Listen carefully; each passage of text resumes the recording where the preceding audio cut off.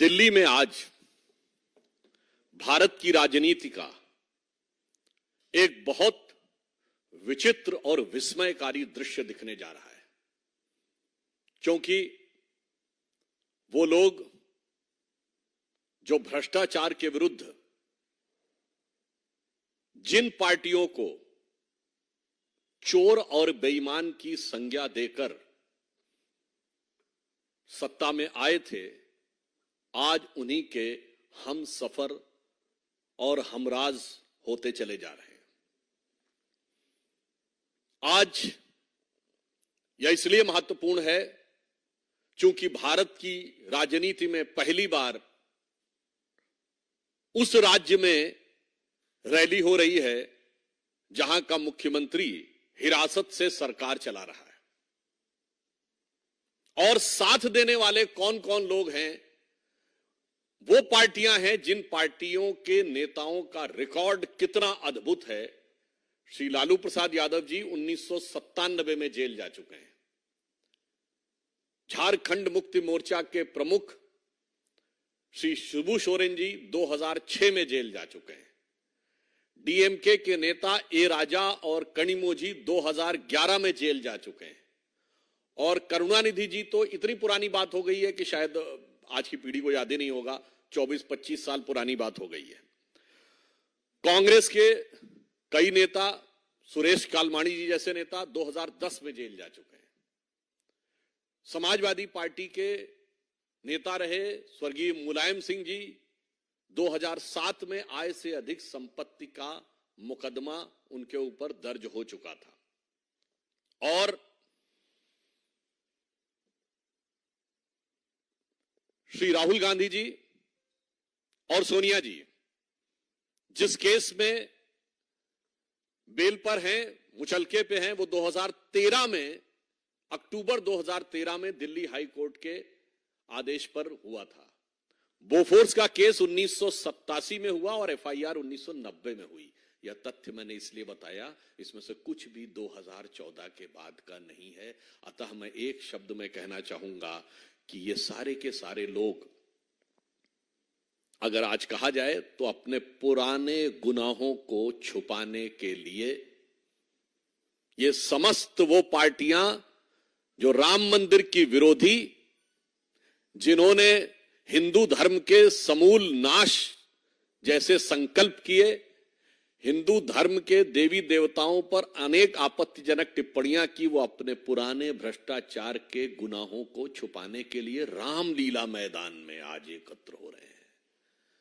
तो मुझे लगता है कि इसे यदि एक शब्द में कहा जाए तो हिंदी में एक कहावत होती है, चोरी ऊपर से सीना जोरी। जो विगत 3 पीढ़ियों से भ्रष्टाचार के आरोप में कोर्ट कचहरी और जांच एजेंसियों के चक्कर काटते रहे, जेल से अंदर और बाहर आते रहे, वो आज आकर जिस निर्लज्जता का प्रदर्शन कर रहे हैं, वो सिर्फ भारत की राजनीति में आलोचना योग्य नहीं है। मैं दूसरा एक बिंदु कहना चाहूंगा कि ये भारत की राजनीति में विश्वसनीयता के संकट का प्रतीक है, क्योंकि ये वही रामलीला मैदान है जहां से 12-13 साल पहले किस ढंग का एक सीन दिखता था, इंडिया अगेंस्ट करप्शन। और आज उसी रामलीला मैदान में everybody is with corruption, everybody is for the cover up of the corruption. और इसलिए तब इनके गुरु अन्ना हजारे होते थे, आज लालू प्रसाद यादव जी हैं। तब जिस पार्टी के लिए अपशब्दों का प्रयोग करते थे, भारत की राजनीति में उस समय तक इन शब्दों का प्रयोग सार्वजनिक रूप से नहीं होता था, चोर और बेईमान, आज उनके साथ हैं। तो मुझे लगता है कि राजनीति में विश्वसनीयता का संकट यही है। एक तरफ हम श्री नरेंद्र मोदी जी के नेतृत्व में राजनीति में विश्वसनीयता की प्रामाणिकता के प्रतीक हैं, ये विश्वसनीयता के संकट के प्रतीक है। हमारा यह सिद्धांत है, जो कहा वो किया। इनका सिद्धांत है, जो कहा ठीक उसका उल्टा किया। और अब तो इनकी हालत वो हो गई है कि मुझे लगता है गुनाह करते करते करते करते, भ्रष्टाचार करते करते 2-3 पीढ़ियों से इन पार्टियों की स्थिति ये हो गई है कि लज्जत कभी थी, अब तो मुसीबत सी हो गई, मुझको गुनाह करने की आदत सी हो गई। अब आदत से मजबूर होकर वह इस प्रकार के कार्य कर रहे हैं। इसमें एक और मैं कहना चाहता हूं बात, वास्तविकता में जिस रैली को इन्होंने लोकतंत्र बचाओ रैली कहा है, वास्तविकता में वो परिवार बचाओ और भ्रष्टाचार छुपाओ रैली है। मैं पुनः कह रहा हूं, यह तथाकथित लोकतंत्र बचाओ रैली वास्तविकता में परिवार बचाओ भ्रष्टाचार छुपाओ रैली है, क्योंकि सभी भ्रष्टाचारी एक दूसरे का साथ देते हुए भ्रष्टाचार के भाईचारे में एक साथ हैं। और ये मैं अभी आपको बता रहा हूं, परिवारवाद के कुछ नए आयाम, परिवारवाद के कुछ नए स्वरूप, परिवारवाद का के कुछ सदस्यों का नया अन्नप्राशन होता हुआ आपको आज नजर आएगा। दूसरी तरफ, इसलिए मैं सिर्फ एक लाइन में कहना चाहूंगा, ये लोकतंत्र और मोदी विरोध तो सिर्फ बहाना है। वास्तविकता में अपने अपने भ्रष्टाचार और गुनाहों को बचाना है। और आपस में चाहे जितनी भी लड़ाई हो, पर भ्रष्टाचार को छुपाने के लिए एक दूसरे के साथ पूरी तरीके से दिल मिलाई है। जिसे अगर एक पंक्ति में कहें कि इस गठबंधन में किसी को नहीं दिखती कोई दरार, क्योंकि हर दीवार पर चिपके हैं मोदी विरोध के इश्तिहार। और इस सिरे से उस सिरे तक, ये पंक्ति को मैं थोड़ा परिवर्तित करके कह रहा हूं, इस सिरे से उस सिरे तक सब शरीके जुर्म हैं। कोई तो जमानत पर रिहा है और कोई है फरार। दूसरी तरफ, इसी राष्ट्रीय राजधानी से थोड़ी दूरी के ऊपर मेरठ में प्रधानमंत्री श्री नरेंद्र मोदी जी की आज रैली होने जा रही है।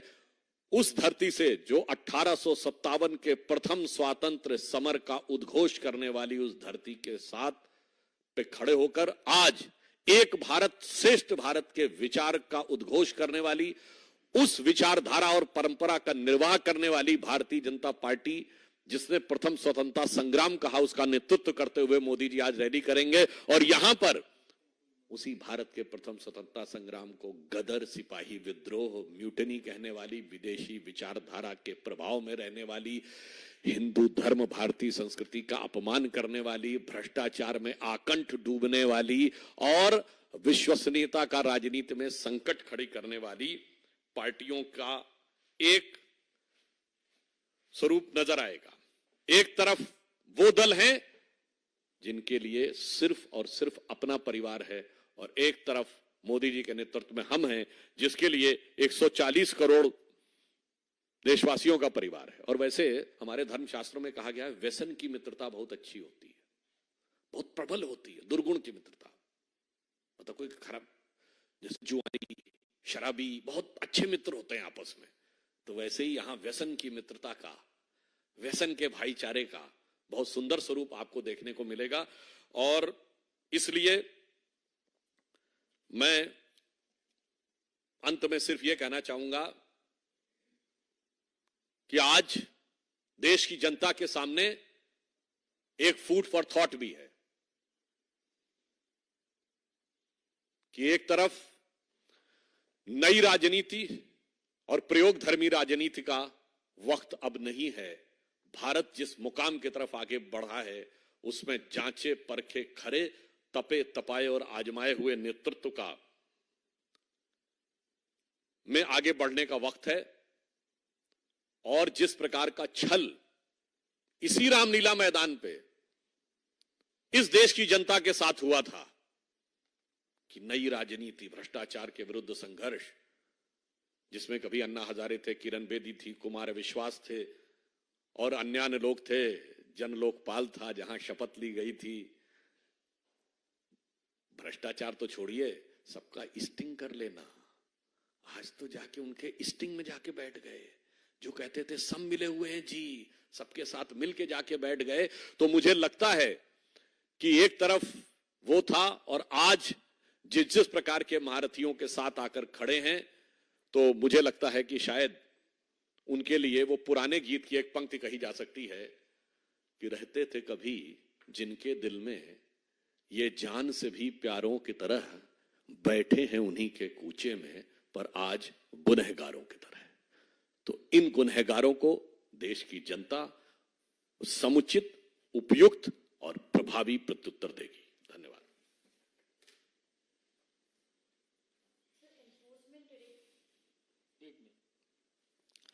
देखिए, बहुत स्पष्ट रूप से एक बिंदु और मैं कह देना चाहता हूं।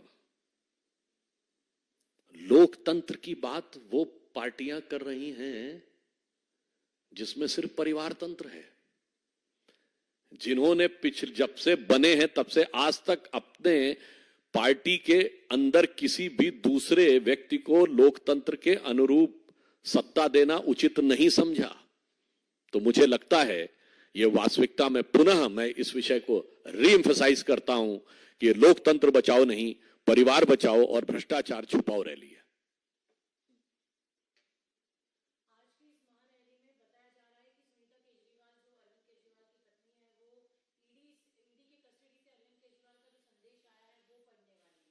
देखिए, मैं सिर्फ ये कहना चाहता हूं कि श्री केजरीवाल जी ने हिरासत में रहते हुए भी सत्ता न छोड़ने का निर्णय लिया, तो इस मामले में वो श्री लालू प्रसाद यादव जी से एक कदम आगे चले गए, जो आज से 27 साल पहले जेल में गए थे। यानी उन्होंने कम से कम इतना तो किया था कि हिरासत में जाने से पहले पार्टी छोड़ दी थी। अब मुझे लगता है उनके साथ बैठ के जब रैली करेंगे तो एक हिंदी में प्रख्यात रहीम का दोहा है, कदली सीप भुजंग मुख स्वाति एक गुण तीन, जैसी संगति बैठिए वैसे ही गुण दीन। तो हो सकता है संगति का कुछ और प्रभाव भी आने वाले समय में दिखने वाला हो और उसके लक्षण दिखाई पड़ सकते हैं। इसी से जुड़ा हुआ दूसरा सवाल भी है, एनसीपी भी आज इस पूरे महारैली में शामिल होने वाली है। इन्हीं के एक नेता जितेंद्र आव्हाड सवाल उठा रहे हैं कि आम आदमी पार्टी के तमाम नेता मौजूद नजर आ रहे हैं, बात करते हुए नजर आ रहे हैं, लेकिन राघव चड्ढा इस पूरे ना पे प्रोटेस्ट में नजर आ रहे हैं, ना दिल्ली में नजर आ रहे हैं। इस पर उन्होंने खुद ने ही सवाल उठाया है। ये स्वयं दर्शाता है कि अंतर विरोधों और स्वार्थों से भरे हुए गठबंधन को आप कितना भी ऊपर से एक कवर अप या छलावरण दे दें, उसके अंदर वास्तविकता नहीं आ सकती। जैसे उसे कहते हैं ना, कागज के फूल से खुशबू नहीं आ सकती और पुतले में जान नहीं आ सकती, उसी ढंग से इस गठबंधन में वास्तविकता में कहा जाए कि इस गठबंधन का तो कोई सिला ही नहीं, कौन किससे मिला है कुछ पता ही नहीं। लाख चेहरे बदल के आ जाते हैं ये, पर आईना कमबख्त झूठ बोलता ही नहीं और रैली में भी असलियत दिखाई देता है। आनंद पांडे दो सवाल है। एक तो आप प्रधानमंत्री जी ने ट्वीट भी किया है कि जो आप पार्लियामेंट में बात कही थी, कैसे कच्चा क्यों जो ट्वीट है श्रीलंका को कांग्रेस ने दे दिया था, ऐसे में कांग्रेस पर भरोसा नहीं किया जा सकता।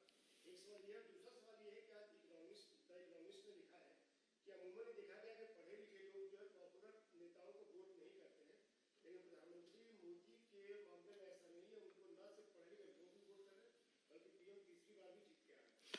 देखिए, on the issue of Katchatheevu, I would like to remind to the entire country that this was with India till 1975 and it is just 25 kilometer from the Indian coast in Tamil Nadu. ये केवल 25 kilometre की दूरी पे है and previously Indian fishermen uses to go there and do the fishing.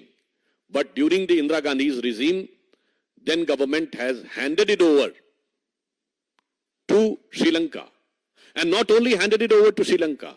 There used to be some agreement between the two countries. There is a various example in the entire world that mutually in these waters, both the fishermen of both the countries can come. But it was also stated in that agreement that none of the Indian fishermen can go to that place which is just 25 kilometers from Indian coast. Because of this, there are several fishermen which has been captured and some remained in jail and they have to face the atrocities. But unfortunately, आज DMK उनके साथ है और न DMK इस विषय को उठाती है, न कांग्रेस इस विषय को उठाती है, केवल प्रधानमंत्री श्री नरेंद्र मोदी जी उठाते हैं. This shows the commitment of our Prime Minister even to those things which are considered the farthermost sitting in Delhi and which is considered a very small thing. और मेरा प्रश्न ये भी है श्री राहुल गांधी जी से, जो दक्षिण उत्तर की बहुत बात करते हैं, दक्षिण भारत के इतने महत्वपूर्ण मुद्दे के ऊपर मौन क्यों धारण कर रखा है? क्यों नहीं देश को बताते कि गलती सिर्फ उनकी पार्टी की नहीं, उनके परिवार की है? हाँ, देखिए, जब प्रधानमंत्री श्री नरेंद्र मोदी जी सत्ता में आए 2001 में, भारत की राजनीति का उन्होंने एक स्थापित मानदंड बदला। हम सबको याद होगा 2000 के आसपास एक स्टैब्लिश चीज थी, एंटी इनकम्बेंसी, सत्ता विरोधी लहर। जो वे सत्ता में रहेगी पार्टी, कुछ समय के बाद उसके खिलाफ हो जाएगा, सारी परिस्थितियां बदल जाएंगी और चुनाव हार जाते थे। उन्होंने प्रो इनकम्बेंसी में बदला। अच्छे काम, पारदर्शी, ईमानदारी, मेहनत, कर्मठता। जनता को लगा इन्हें और मौका देना चाहिए। 3 बार वहां रहे, 2 बार यहां प्रधानमंत्री रहे और 1 बार और आने जा रहे हैं। इसमें एक महत्वपूर्ण बात है जो आपने कही है। ये बात मैं कहूंगा, किसी को थोड़ी आपत्तिजनक भी लग सकती है। लोग कहते हैं ना, कांग्रेस को 50 साल लगातार शासन करने का मौका मिला, तब ये वो दौर था जब भारत की साक्षरता दर 50% से कम थी। भारतीय जनता पार्टी को सत्ता तब मिली है जब भारत की साक्षरता दर 50% को क्रॉस की है, और श्री नरेंद्र मोदी जी को स्पष्ट बहुमत तब मिला है जब 60% भारत की साक्षरता दर क्रॉस कर गई थी। अब मेरे विचार से 70-75% से ऊपर होगी तो मोदी जी को निश्चित रूप से 400 पार होंगे। और जिसको आप पढ़ा लिखा वर्ग कहते हैं, पढ़े लिखे वर्ग के मन में, जहां मैंने बात शुरू की थी, मैं उसी लिए कहना चाहता हूं, पूरे राजनीतिक वर्ग के लिए एक विश्वसनीयता का संकट था, क्राइसिस ऑफ क्रेडिबिलिटी थी। उन्हें लगता था ये लोग कहते कुछ हैं और करते कुछ हैं, क्योंकि पढ़ा लिखा वर्ग हर चीज को देखता था कि देश के आर्थिक हितों के साथ क्या हो रहा है, देश के सामरिक हितों के साथ क्या हो रहा है, देश के सुरक्षा हितों के साथ क्या हो रहा है। पर मोदी जी के आने के बाद उन्हें विश्वास पैदा हुआ है और सारी बातें तर्कसंगत यथार्थ रूप में दिखाई पड़ रही हैं कि देश की economic situation, social situation, security situation and the cultural pride, everything is coming. तो मुझे लगता है इस कारण से ये जो आपने बात कही है, प्रधानमंत्री जी के नेतृत्व में भारत का सभी वर्ग, चाहे गरीब वर्ग हो, निर्धन वर्ग हो, कम शिक्षित वर्ग हो, वो और अधिक शिक्षित वर्ग भी साथ में आकर खड़ा हो रहा है।